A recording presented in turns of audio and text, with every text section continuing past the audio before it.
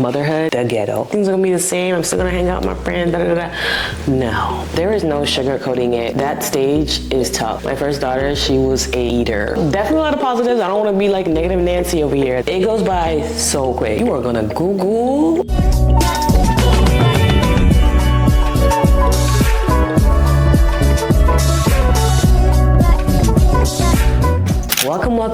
Welcome back to my channel. For those of y'all that don't know me, my name is Talani, and I go by Talani AV on pretty much every platform that's out there. I feel like I'm on all of them, and I'm a beauty and lifestyle content creator. So we talk about skincare, hair, makeup. We also talk about motherhood. We talk about home, what I'm loving in my home. I also sprinkle a little bit of finance, talk about investing. I'm really into real estate investing, just investing in general. Me and my husband actually have a private community for those who are looking to build generational wealth. But anyways, that's enough intro. Let's get into today's topic. So as you can see from the title, we're gonna be talking about motherhood and all the things that I have learned in 5+ years. Yes, my oldest daughter is 5 in a few months. So I'm gonna be talking about all the things that I learned in motherhood. So if you are expecting, if you are early on in your motherhood journey, or if you are actually an OG in motherhood, also this is for you, because I would love to also hear your perspective on things and give me some feedback, and not even feedback, but let me know down in the comments what to expect in the future, because I feel like motherhood has so many different seasons. Like the season that I was in when my kids were, in their newborn stage is very different from what it was when they were in their toddler stage, and now they're in their like little girl stage, and every season has been very different. So, but I'm curious to see how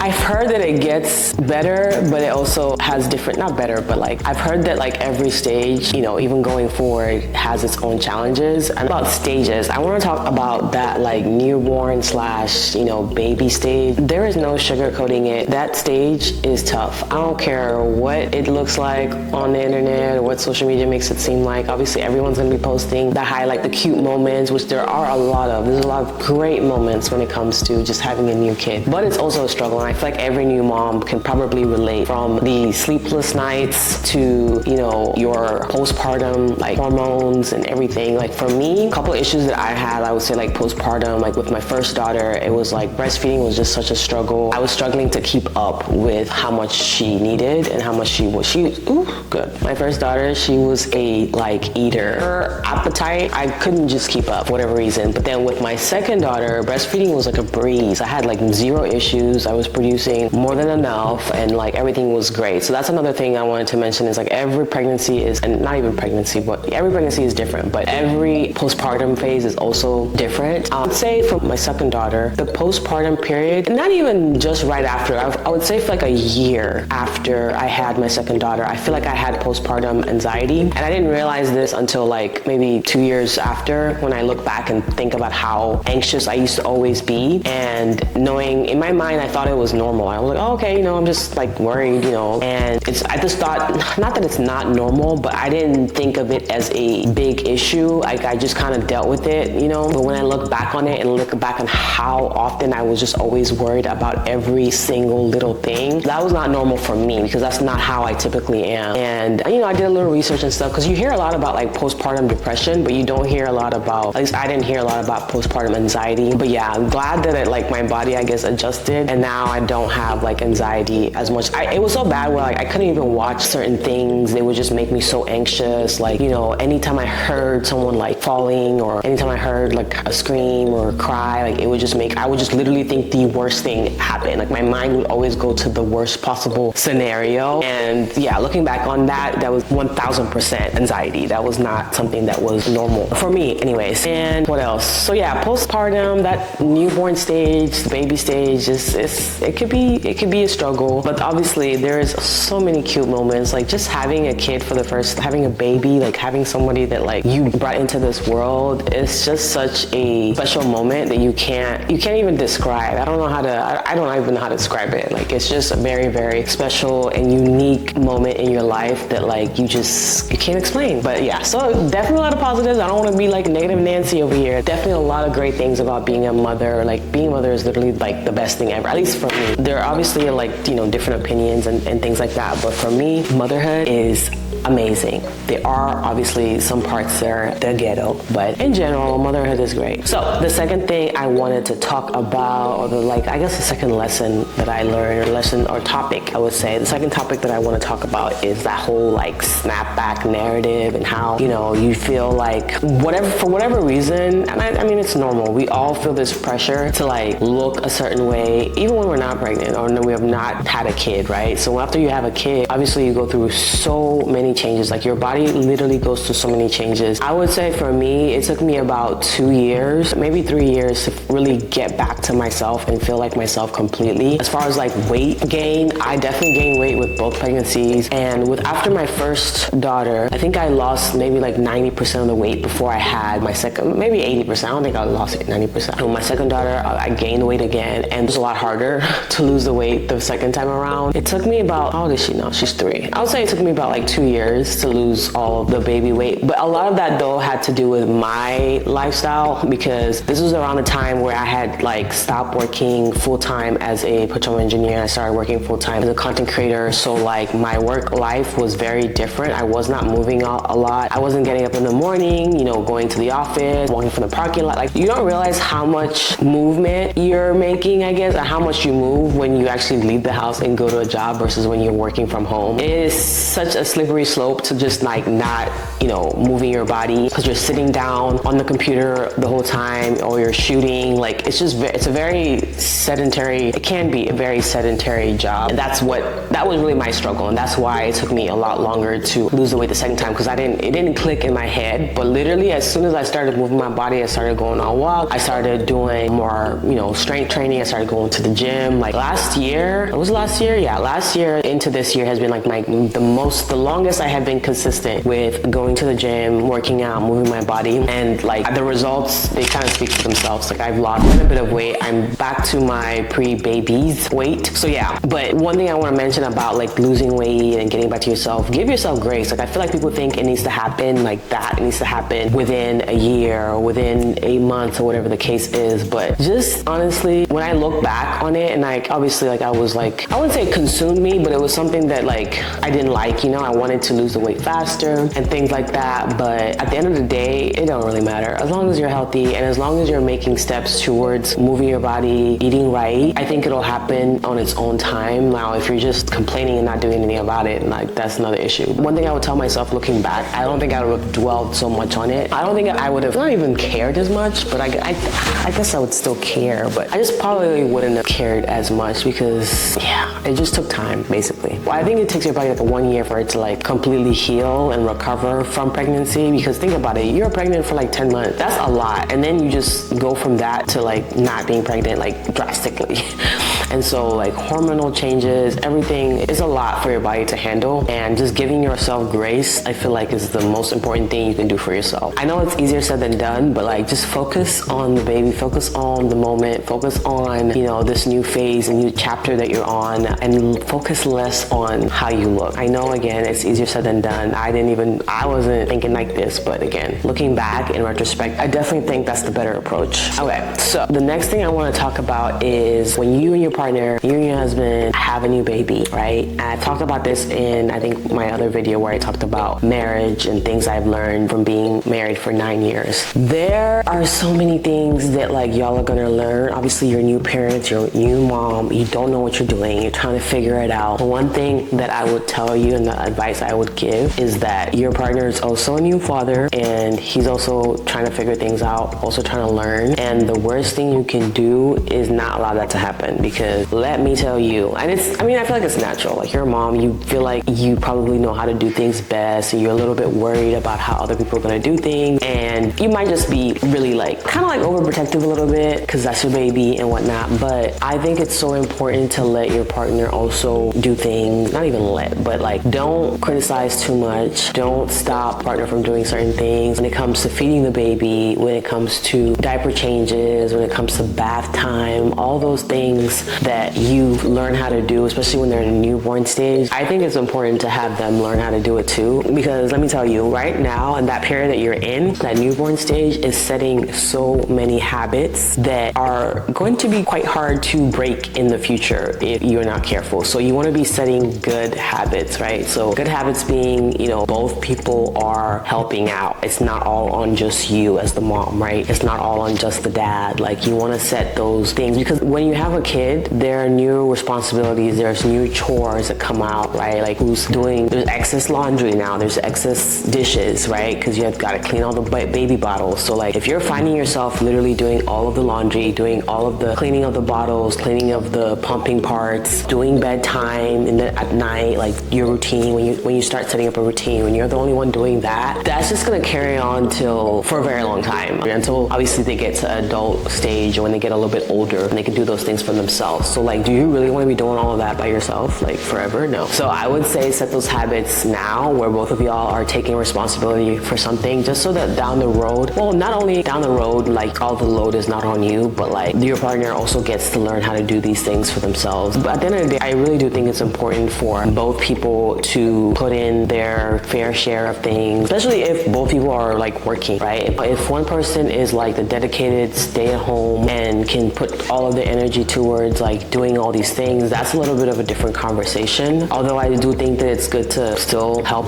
out here and there. But in most cases, at least in my situation, a lot of people I know, both people are working, and so you don't want to unintentionally, I'll say, put all of the responsibility of the childcare on you, just because of the habits that you're setting from the beginning. So be mindful of that. The next thing is how your life changes. Now, this is one that I really pushed back on, because I was like, no, I can control that. Like, I'm not gonna let, having a baby not slow me down, but I'm still gonna do the things I love to do. I'm still gonna travel. I'm still gonna, do X, Y, and Z. But honestly and realistically, this is a huge change in your life. I would say this is a huge phase of your life, and things are gonna change. Like, it's just, I don't even know why I was thinking I could just like keep things all the same, because it's literally impossible, right? And I think embrace that, but not in a negative way. Don't look at it in a negative light, because I think for me, I thought that, if things changed to where I couldn't do some of those things, it would be a kind of like a negative thing. But in reality, it's not. It's just a different phase of your life. Like I talked about earlier, different stages and stuff, especially like the early stage, the newborn, toddler stage, right? Like, you really have to be there, especially when you're breastfeeding. You really have to be there as a mom. You can't just be like, let's say you traveled a lot. You can't travel as much unless you want to travel with the baby, obviously. But things change. Yeah, you can keep some things the same, but even in that sameness, it's the way it happens is going to be different, if that makes sense. Like, let's say you traveled a lot. If you still want to travel a lot, you can, but now you have to worry about, okay, who's going to be looking at the baby, or am I bringing the baby with me? If I'm bringing the baby with me, okay, I need to make sure I pack all these things. So things are going to change regardless. So just like accept it. That's the advice I would say. Accept it. Look at it in a positive way, because again, it's in like phases, right? There will be a phase where maybe you're not as mobile, or maybe, you can't hang out with your friends as much. That's another thing. Like friendships, that's one thing that I was like, oh no, things are gonna be the same. I'm still gonna hang out with my friends, No.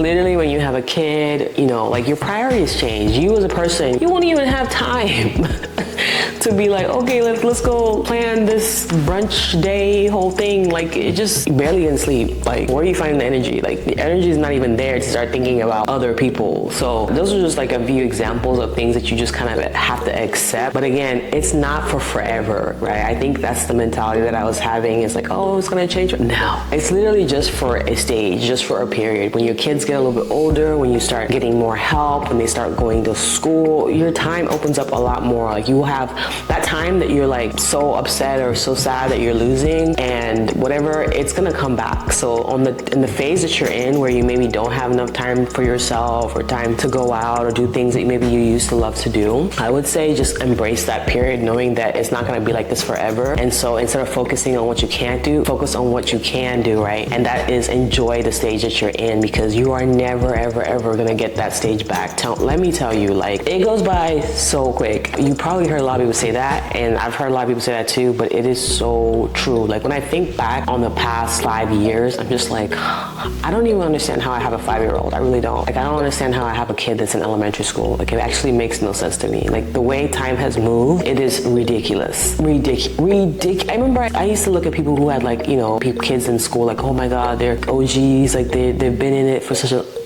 no. I still feel like, yeah, I don't feel like, it doesn't feel like that long to me. It just feels like it was yesterday that I had my second daughter. So yeah. Okay, so I have my notes right here. I want to share some more tips. But before I keep going, if you're new here, please go ahead and hit that subscribe button. And also, why do y'all act so shy? I notice y'all don't really be talking. You know what? Drop it down in the comments. Let me know if you are a new mom, and if you're a mom, how long you have been a mom, how many kids you have, how old are your kids. Let's kiki a little bit down in the comments. Okay, so a few extra tips that I have is routine. Yeah, so this is one thing that really helped us was setting routine, bedtime routine specifically early on, literally from when they started sleeping outside of our room. So they started sleeping outside our room around like 7 months, I would say. And so we would have like a whole bedtime routine. I would say I was lucky enough to have kids or babies that slept through the night earlier on. And I feel like it may have had to do with the fact that, you know, we had like set routines that we did literally every single day, every single evening. So we would do bath time. After bath time, we would read a book to her, both of them. And we've done this the same way every single day for like forever now. We even still do. We don't do bath time in the evenings anymore, but we still read a book and hang out with them. We have a whole like bedtime routine. Even till now, it's always both of us that puts the kids to bed. Yeah, fortunately, our kids started sleeping through the night. I think by both of them, by like 7-8 months, they were sleeping through the night, or at least sleeping for 6+ hours stretch. I would say even like about 7+ hours stretch. And I really do think that the bedtime routine was like a key thing for that. So the other thing is document the journey.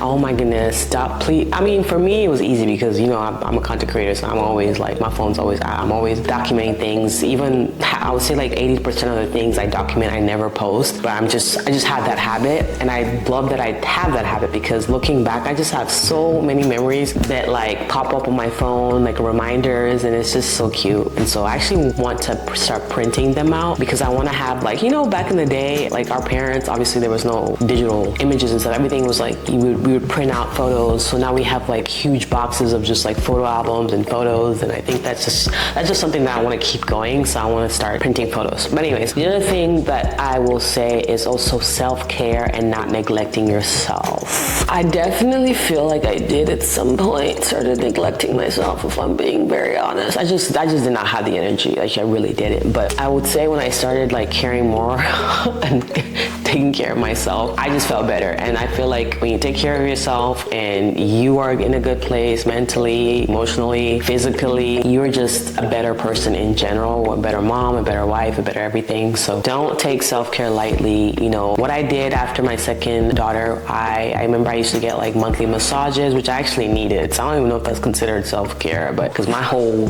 situation was just all messed up after I had my second daughter. I don't know what happened, but I think it was actually the anxiety, actually, when I think about it. Because even I remember that was like the first time I was like, do I have anxiety? I remember the masseuse was like, do you have anxiety? And I was like, no. But yeah, I definitely had anxiety. I remember asking her why, and she was like, oh, it's like you don't know how to relax. And I was like, oh. But yeah, that was part of my self-care, just getting monthly massages, you know, getting out the house, getting fresh air, simple things, honestly. Another thing is having a tribe. One thing motherhood has definitely taught me is that like support systems are so important and so needed. Like if you can find, whether it's your family or whether it's like a mom group, those go a long way. There's just so many questions, so many things that you're gonna Google. You're gonna Google. Why is my kid is this color like there's just so many things that you're gonna have to Google, and it's nice to have somebody that you can ask, or a group of women that you can ask those things. And then another thing is comparison. Please do not compare your kid or your baby to anybody else, because let me tell you, just from even having 2 kids are just very different. Everybody's unique. Even obviously, you know, as you yourself, you're unique, so you can't expect your kid to do things the same way other kids do it, or if a baby is, you know, when it comes to like developing development. Oh, when my baby's not walking yet and my baby's, 11 months, I thought kids started walking at around this time. Literally, kids start walking at different times. Every kid is different. Don't automatically think something is wrong with your kid or your baby just because they're not doing things the same time frame or the same way as other kids do. So be very mindful of that. All right, guys, so that is all that I have for today. If you enjoyed this video, do me a favor, hit that subscribe button first of all, but also hit the like button, and please leave a comment, y'all. I want to talk to y'all.